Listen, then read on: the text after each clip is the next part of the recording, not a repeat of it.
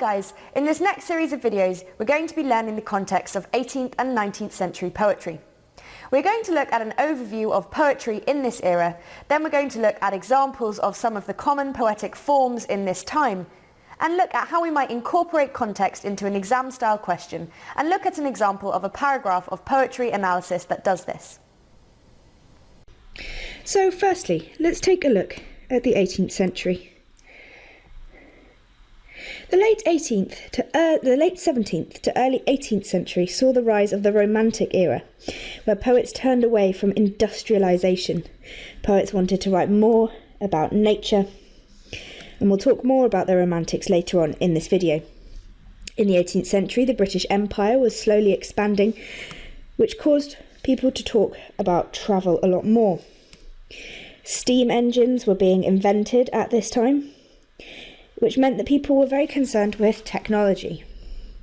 The French Revolution happened in 1789 to 1799, so towards the end of the 18th century, but still a very important historical event that really greatly influenced the literature of the time.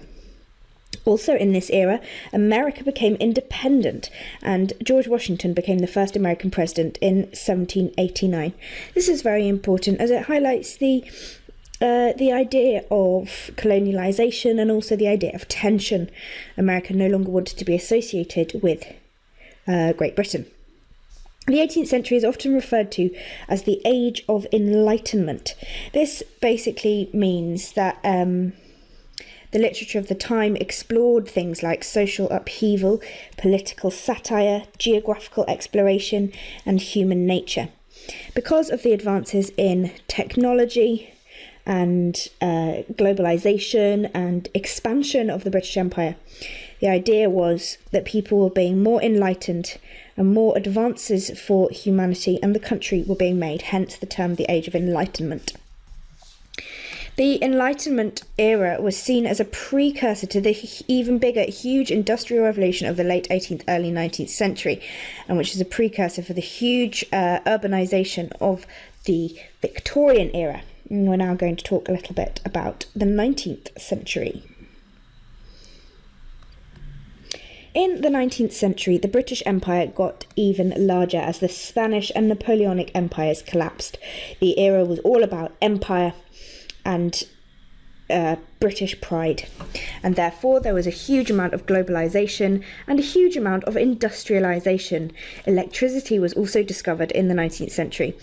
Also very important to say, Queen Victoria, as we can see her here, was a major influence of the era. It's often the 19th century is often referred to as the Victorian era. Because of industrialisation, people moved towards towns, and therefore... Hey guys, I hope you enjoyed the video. If you're looking for an amazing A-level English literature resource, join me today in my series of engaging bite-sized video tutorials. Together, we will concisely cover all the important concepts required by your exam board specification, as well as practically apply what we have learnt through exam-style questions, focusing on how best to structure your answers in order to maximise marks. See you soon, and together let's make A-level English literature a walk in the park.